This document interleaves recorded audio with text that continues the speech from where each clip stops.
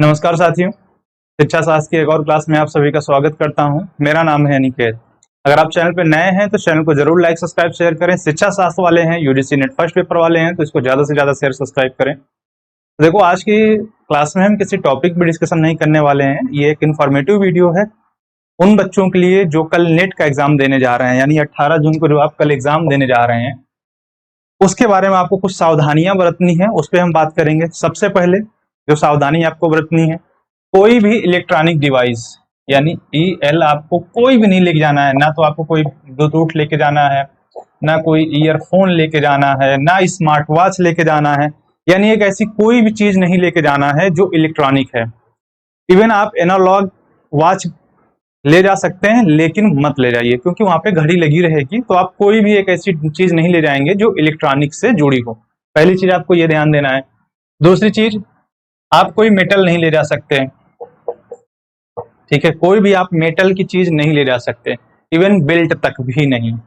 तो कोशिश करिएगा कि उस दिन ऐसे कपड़े पहन के जाइएगा जिसमें आप कंफर्ट रहें और बेल्ट लगाने की ना जरूरत पड़े। चांसेस है कि हो सकता है कि एग्जाम में चेकिंग के दौरान आपको उतरवा दिया जाए। और फीमेल हैं जो मैरिड हैं तो मंगलसूत्र ना लेके जाएं तो अच्छा है, कोई भी चीज जो मेटल की है। प्रोबेबिलिटी है, क्योंकि कई साल से जब से NTA एग्जाम कराना शुरू किया है तो वो इन सारी चीजों को उतरवा देता है।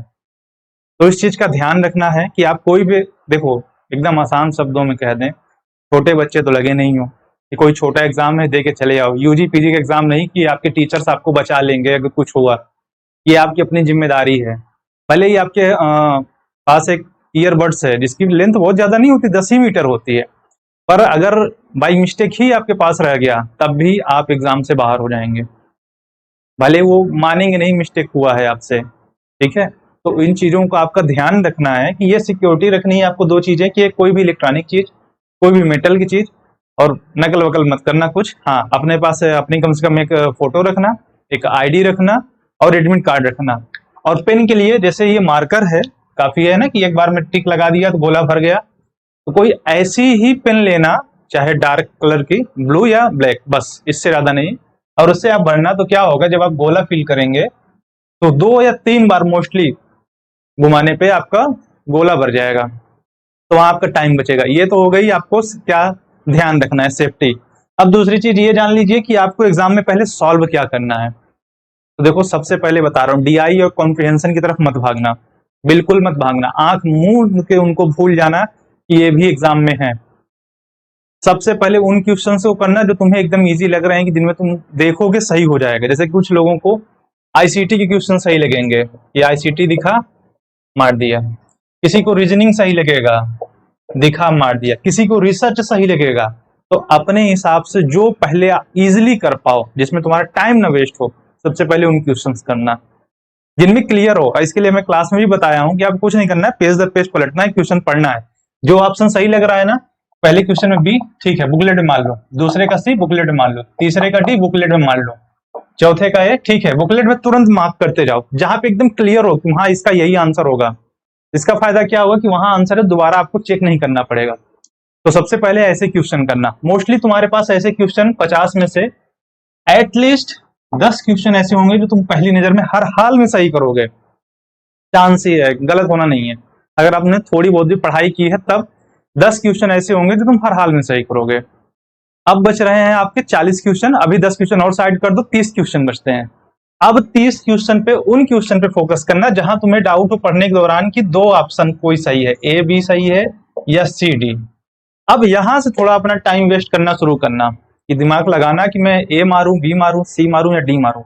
जहां पे तुम्हें क्लियर डाउट है कि 2 में से ही एक होगा, यहाँ पे तुक्का लगाना। एक्चुअली ये जो मेथड है ये तुक्का लगाने वालों के लिए है, कि जब तुम्हें क्लियर डाउट है कि 2 ही में से एक सही होगा, तो यहाँ पे कम से कम तुम्हारे पास 50% चांस है कि तुम्हारा एक क्वेश्चन सही होगा। अगर तुमने 4 क्लिक किए तो 4 में 2 सही होने की संभावनाएं हैं।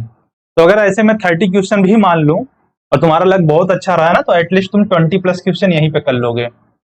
नहीं तो 15 तो कहीं नहीं गए हैं।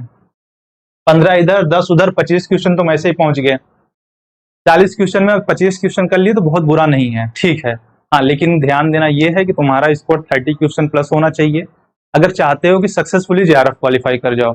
नेट के लिए अगर तुमने 25 से 30 के बीच में भी कर लिया है तो ठीक है, वो तुम्हें अपने सब्जेक्ट में मिला के स्कोर करा देगा कि हाँ आप नेट हो जाओगे। बट अगर चाहते हो कि जेआरएफ हो जाओ तो क्लियर केस में रहना है, तो कुछ नहीं करना है, अपने सब्जेक्ट में भी हर हाल में 30+ यहाँ जाना है फर्स्ट पेपर में, और सब्जेक्ट में आपको जाना है 70+। इस समय जो सेफ जोन का क्राइटेरिया चल रहा है, मैं 65 भी कह देता, लेकिन कुछ सब्जेक्ट ऐसे हैं जैसे डिफेंस हो गए, सोशियोलॉजी हो गई, संस्कृत हो गए, एजुकेशन हो गए, यहाँ कट ऑफ 70% जा रहे हैं। तो मैं कैसे कह दूं इन बच्चों को कि भाई तुम 60% पे जेआरएफ हो जाओगे। हो सकता है नेट हो जाए ये, लेकिन जेआरएफ नहीं हो सकते ना। तो इसलिए इन्हें ध्यान देना है कि आपको कि कितना एक्यूरेट लेके चले, जितना ज्यादा एक्यूरेसी रहेगी चांस उतना ही ज्यादा होने का है आपको क्वालिफाई। और एक चीज ध्यान देना है, एग्जाम हॉल की भीड़ देख के पैनिक नहीं होना, पड़ोस वाला क्या कर रहा है, बगल वाला क्या कर रहा है, नहीं। वहां पे जाना, अपना बुकलेट उठाना, अपना क्वेश्चन सॉल्व करना, जो कर सकते हो, जो आया सो ठीक, जो नहीं आया सो ठीक, ठीक है। नेक्स्ट एग्जाम की प्रिपेयर करना। चांस ये है कि जितने भी लोग देख रहे हो, मेरी दुआ सबके साथ है कि सभी लोग क्वालिफाई कर जाओ एटलीस्ट। अगर एग्जाम के लिए तुमने थोड़ी सी भी मेहनत की है और तुम्हें लगता है कि तुम डिजर्व करते हो नेट जेआरएफ, तो हर हाल में हो जाओ। अगर तुम सिर्फ टाइम पास करने के लिए एग्जाम देने गए हो, या चलो कोई काम नहीं था इसलिए एग्जाम दे गए हो, तो फिर तुम्हारी और तुम्हारी किस्मत जाने। पर अगर वाकई तुम इसको चाहते हो तो बेस्ट ऑफ लक सभी को, कि कल का एग्जाम आपके लिए अच्छा हो, पहली मीटिंग दूसरी मीटिंग दोनों के लिए, कि आप क्वालिफाई कर जाओ। वही चीज है, क्लास में रेगुलर पढ़ा रहा था, बराबर बता रहा था कि आपको पैनिक नहीं होना है किसी भी सिचुएशन में। अगर आप पैनिक हो गए तो आपका आता हुआ क्वेश्चन गलत हो जाएगा। मैंने मैक्सिमम बच्चों को देखा है कि वो आता हुआ क्वेश्चन गलत करके आता है। जैसे मैंने कहा ना कि यहाँ पे आपने ये नोट कर लिया आपने, लेकिन लास्ट में क्या किया कि ध्यान नहीं दिया समय का। अब 60 मिनट में है, 10 मिनट बचे हैं और 50 गोले भरने हैं। तो जब आप जल्दबाजी में करते हो ना, पैनिक हो जाते हो और गोला आप गलत भर के आ जाते हो। और ये मोस्टली बहुत से बच्चों के साथ होता है, तो ये बहुत कॉमन चीज है, इसलिए इसको ध्यान रखना, अच्छे से करके आना। होपफुली कि सभी का पेपर अच्छा हो। और मैं ये नहीं कहूंगा कि सभी बच्चे क्वालिफाई हो जाएंगे, क्योंकि ये कहना झूठ है, क्योंकि यूजीसी नेट जो है वो सिर्फ 6% लोगों को क्वालिफाई कराता है। जितने भी फॉर्म भरे जाएंगे उसमें से सिर्फ मान लीजिए 6%, इतने ही बच्चे क्वालिफाई हो गए। तो बाकियों के लिए ऑल द बेस्ट, की अगर इस बार नहीं होते हैं तो अगली बार हो जाइए, लेकिन 6% से ज्यादा वो क्वालिफाई नहीं कराता। तो अगर मान लीजिए कि आपके सब्जेक्ट में 50,000 फॉर्म भरे हैं मोटा मोटा, तो वही मान लीजिए कि 3,000 बच्चे क्वालिफाई होंगे। तो पैनिक नहीं होना है, अगली बार ट्राई करना है और हर हाल में क्वालिफाई करना है। तो चैनल को देखते रहिए, शेयर करते रहिए, सब्सक्राइब करते रहिए, और जल्दी ही इस पे यूजीसी नेट के प्रॉपर सभी क्लासेस, हर सब्जेक्ट की तो अभी मैं नहीं कह सकता, लेकिन यूजीसी नेट फर्स्ट पेपर और एजुकेशन की प्रॉपर क्लासेस आपको रेगुलरली मिलेंगे। इसको ज्यादा से ज्यादा शेयर करिए, सब्सक्राइब करिए। थैंक यू, मिलते हैं आप लोगों से बाद में।